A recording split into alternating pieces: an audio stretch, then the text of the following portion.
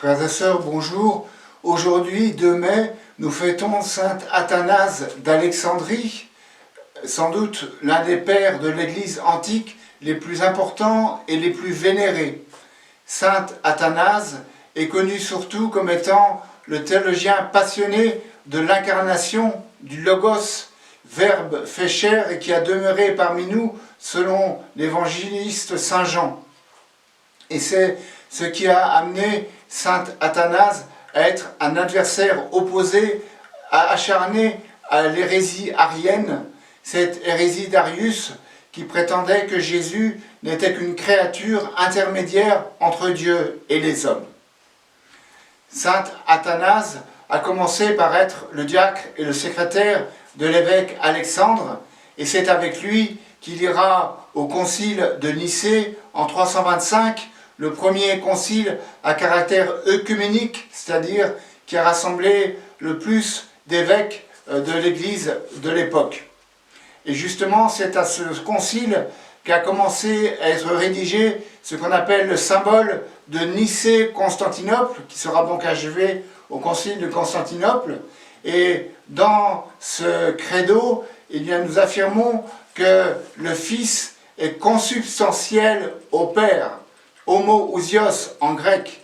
De même nature, nous disions jusqu'à maintenant, mais avec le nouveau missel, nous dirons à nouveau consubstantiel au Père.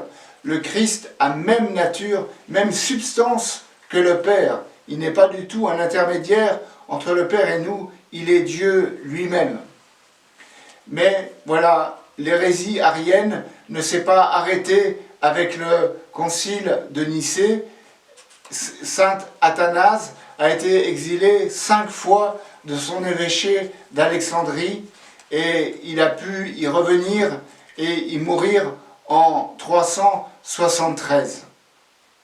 Alors, saint Athanase est connu par ses écrits, notamment son traité du Verbe incarné, où il a cette célèbre phrase « Le Verbe de Dieu s'est fait homme pour que nous devenions Dieu ». Voilà, quel beau programme pour nous qui sommes en lien avec Dieu par Jésus. Par Jésus qui est non seulement homme, mais aussi Dieu, et qui nous communique l'amour du Père. Alors entrons dans ce mouvement entre le Père et le Fils, avec ce Jésus-Christ qui est vrai Dieu et vrai homme. Amen. Frères et sœurs, j'ajoute une courte vidéo à la vidéo du jour. Simplement, je vous invite à aller revisionner la vidéo de mercredi dernier. Beaucoup n'ont pas compris le titre que j'avais mis « Jeu des 2 erreurs ». C'est simplement que parmi ce que je vous ai dit sur Sainte Catherine de Sienne, il y a 2 erreurs que je vous invite à découvrir. Elles ne sont pas très difficiles à découvrir, ce sont 2 erreurs historiques, mais je vous aide, elles sont historiques, mais elles ne sont pas sur la vie même de Sainte Catherine de Sienne. Donc voilà, la première personne à trouver ces 2 erreurs aura un cadeau possible pour elle si elle le désire. Voilà.